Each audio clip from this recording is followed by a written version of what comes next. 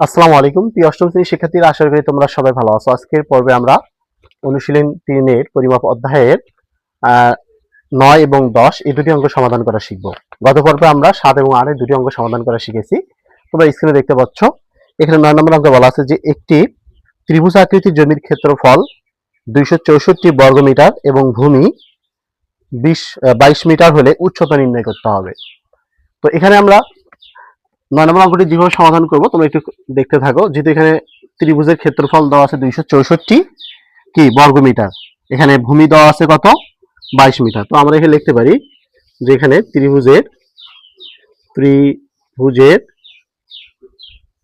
ভূমি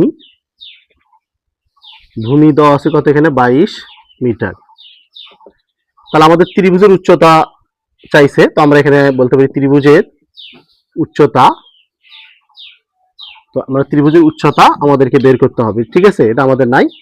এবং ত্রিভুজের ক্ষেত্রফল আছে কত, তোমরা দেখো ত্রিভুজের ক্ষেত্রফল এখানে আছে 264 বর্গ মিটার। তো আশা করি তোমরা বুঝছো এখানে এই ইনফরমেশন গুলো আছে।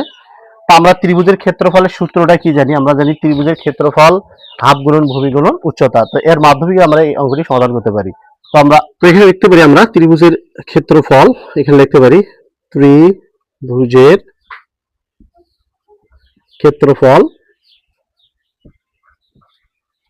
এখানে লিখতে পারি হাফ গুণন ভূমি গুণন উচ্চতা, কি উচ্চতা, ঠিক আছে।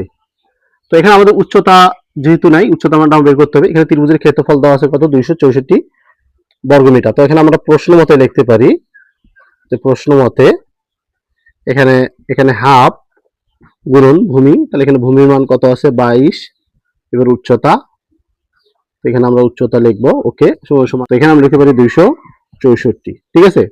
তবে যদি কাটাকাটি করি তাহলে এখানে আসবে কত 11 দুগুণ 22। তো 11 টি এখানে কি অবস্থা আছে, গুণ অবস্থা, বসে গেলে কি হবে ভাগ হয়ে যাবে। তাহলে আমরা লিখতে পারি উচ্চতা, তাহলে এখানে লিখতে পারি উচ্চতা 264 ভাগ 11। এটাকে তুমি যদি ভাগ করো তাহলে আমাদের উচ্চতা চলে আসবে। তাহলে উচ্চতা আমরা বলতে পারি উচ্চতা ভাগ করলে আসবে কত 24 মিটার, ঠিক আছে। এটাই হচ্ছে আমাদের প্রশ্নের সঠিক অ্যান্সার। খুবই সহজ এবং ছোট্ট একটি অঙ্ক। এখন আমরা 10 নম্বর অঙ্কটি সমাধান করব। 10 নম্বর অঙ্কে বলা আছে যে একটি চৌবাচ্চায় 19,200 লিটার পানি ধরে, এর গভীরতা 2.56 মিটার এবং প্রস্থ 2.5 মিটার হলে দৈর্ঘ্য কত? আমাদেরকে দৈর্ঘ্য বের করতে হবে। এখানে একটু চৌবাচ্চা কত লিটার পানি ধরে, আমাকে সেটা এই লিটার কেজিতে, এখানে প্রত্যেকটা দেখো তোমার এখানে গভীরতা আছে 2.5 হয়। এখানে দেখো আমাদের লিখতে পারি যে চৌবাচ্চার, আমরা আগে গভীরতাটা লিখবো, যে এখানে দেওয়া আছে যে ইনফরমেশন গুলো দেওয়া আছে আমরা সেগুলো আগে লিখবো, ঠিক আছে। তাহলে দেওয়া আছে এখানে চৌবাচ্চার গভীরতার উচ্চতা সেম একই। চৌবাচ্চার গভীরতা এখানে আছে 2.56 মিটার, ঠিক আছে। এবং চৌবাচ্চাটির প্রস্থ আছে 2.5 মিটার, 2.5 মিটার। তো এখানে আমাদের প্রত্যেকটা কিন্তু মিটারে আছে। এখানে চৌবাচ্চাটির আমরা লিখতে পারি, চৌবাচ্চার পানি ধরে লিখতে পারি পানি ধরে এখানে আছে 19,200 লিটার, ঠিক আছে। তো এই লিটারকে আমাদেরকে কি করতে হবে, ঘন মিটারে নিয়ে আসতে হবে। তোমরা জানো যখন কোন চৌবাচ্চার গভীরতা এবং প্রস্থ উচ্চতা এবং প্রস্থ থাকে, গভীরতা থাকে এবং উচ্চতা থাকে, যেটাই বলি না কেন আমরা দৈর্ঘ্য প্রস্থ উচ্চতা, তখন এটা ঘন মিটার হয়, ঠিক আছে। যেহেতু এখানে লিটার আছে, আমরা এই লিটারকে আমরা ঘন মিটারে প্রকাশ করব। এই লিটারকে ঘন মিটারে যদি প্রকাশ করি তাহলে আমাকে 1000 দ্বারা এটাকে ভাগ করতে হবে। আমরা জানি যে এখানে 1 ঘন মিটার সমান সমান 1000 লিটার।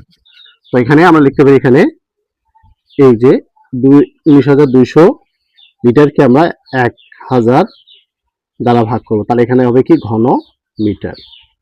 তবে এখানে সাইড নোটে অবশ্যই লিখে দিবা যে এখানে 1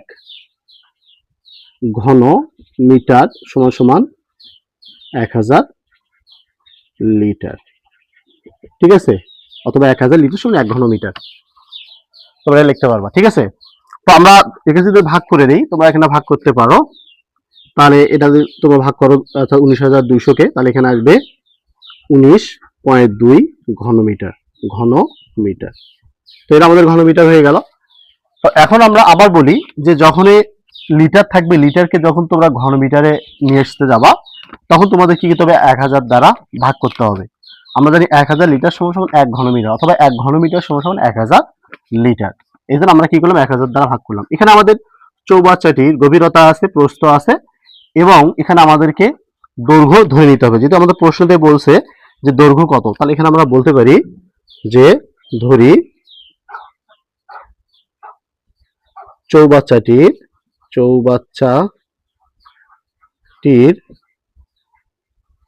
দৈর্ঘ্য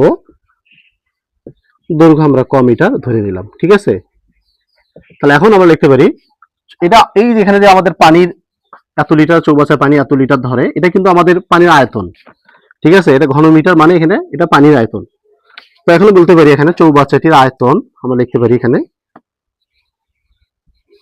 চৌবাচ্চার আয়তন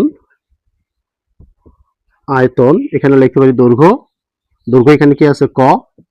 দৈর্ঘ্য গুণন প্রস্থ এখানে আছে 2.5, আর উচ্চতা বা গভীরতা আছে এখানে 2.56 ঘন মিটার। তো এটা কিন্তু তুমি গুণন করো, এটা গুণন করি, তাহলে এখানে আসবে 6.4 ক ঘন মিটার। তাহলে এখানে আমাদের ঘনমিটার কয়টা হলো দেখো, এখানে আমাদের হচ্ছে চৌবাচ্চাটির পানির আয়তন, এখানে আছে এখানে কি? চৌবাচ্চাটির আয়তন। তাহলে এখন আমরা প্রশ্ন মতে লিখতে পারি যে প্রশ্ন মতে এখানে 6.4 ক সমান সমান 19.2। ঠিক আছে, 19.2। তাহলে এখানে আমরা ক সমান সমান আমরা 19.2 কে ভাগ করব 6.4 দ্বারা। তাহলে 6.4 দ্বারা যদি ভাগ করি, তাহলে কিন্তু আমাদের অ্যান্সার চলে আসবে।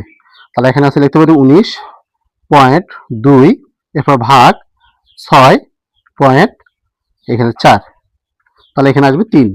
কাটাকাটি যদি করো, তাহলে এখানে আমরা কর মানটা পাবো কত? 3। তাহলে আমরা লিখতে পারি যে উত্তর দৈর্ঘ্য, চৌবাচ্চাটির দৈর্ঘ্য হচ্ছে এখানে 3 মিটার। তো আশা করি বুঝতে পারছো, খুব ইজিলি অঙ্ক, মানে বেশি কোনো কঠিন কিছুই না। জাস্ট তোমাদের এই জিনিসটা খেয়াল রাখতে হবে, লিটারকে যখনই তোমরা ঘনমিটার নিয়ে আসবা 1000 দ্বারা ভাগ করবা। আমরা জানি 1 ঘনমিটার সমান সমান কি? 1 ঘনমিটার সমান সমান 1000 লিটার, অথবা 1000 লিটার সমান 1 ঘনমিটার। এরপর আমরা এখানে দৈর্ঘ্য ধরে নিলাম। আমরা জানি চৌবাচ্চাটি আয়তন, দৈর্ঘ্য গুণ প্রস্থ গুণ উচ্চতা, তাহলে এখানে ঘনমিটার। 6.4 ক ঘনমিটার সমান সমান আমরা লিখতে পারি এখানে প্রশ্ন মতে 19.2। তাহলে 19.2 কে যদি তুমি 6.4 দ্বারা ভাগ করো, তাহলে এখানে দৈর্ঘ্য অর্থাৎ চৌবাচ্চাটির দৈর্ঘ্য চলে আসবে। তো আজকে এই পর্যন্ত। যদি ভিডিওটা ভালো লাগে, অবশ্যই চ্যানেলটাকে সাবস্ক্রাইব করে দিতে হবে। আর যারা ফেসবুক পেজে বা আইডিটি দেখতেছো, অবশ্যই তোমরা একটু ফলো করে রাখবে এবং শেয়ার দিয়ে রাখবা।